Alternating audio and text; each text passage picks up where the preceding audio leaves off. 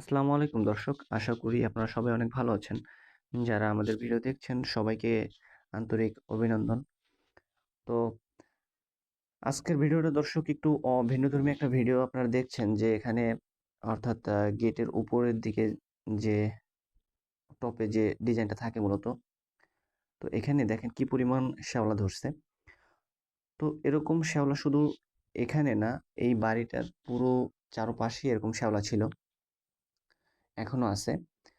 তো বিষয়টা হচ্ছে এখানে বাড়িওয়ালা যখন আমাদেরকে ডাকে এবং এই কাজটা দেখায়, তখন আমরা এই কাজের অবস্থা দেখে আমরা বুঝতে পারি যে এটা দীর্ঘদিনের অভিজ্ঞতায় আমরা ১ম এ সেরেস কাগজ এবং আপনার পাথর দিয়ে যখন পরিষ্কার করি এটা সাধারণত যায় না।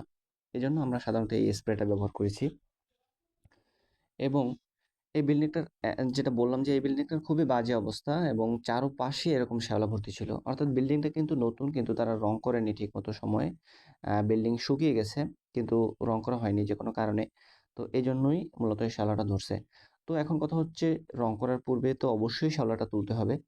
তো এজন্যই আমরা এই পদ্ধতিটা অবলম্বন করতেছি। এখানে আপনাদের অনেকের প্রশ্ন থাকতে পারে যে, "ভাই আপনারা তো বিল্ডিং না শুকিয়ে আ রং করা ঠিক না এটা বললেন।" হ্যাঁ, অবশ্যই। এখানে কথা হচ্ছে আমাদের হাতে পর্যাপ্ত সময় আছে।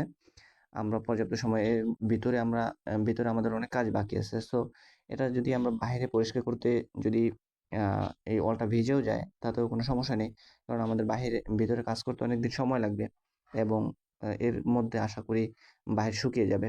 দেন আমরা বাহিরের রংটা কমপ্লিট করব।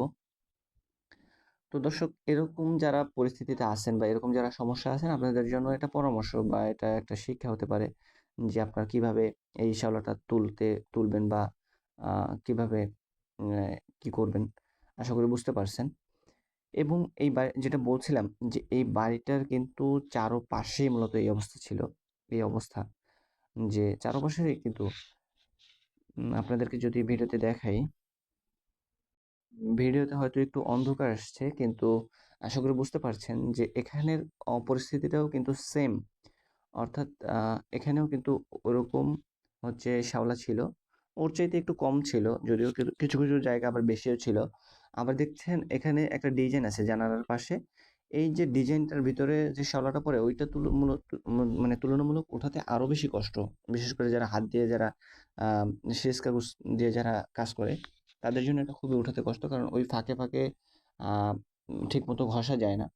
এজন্য এই স্প্রেটা ব্যবহার করলে হয় কি, যেকোনো পরিস্থিতিতে যেকোনো ছোটখাটো আ গ্যাপের মধ্যেও হচ্ছে আমি মূলত স্প্রেটা প্রয়োগ করতে পারি এবং শ্যাওলাটা তুলতে পারি।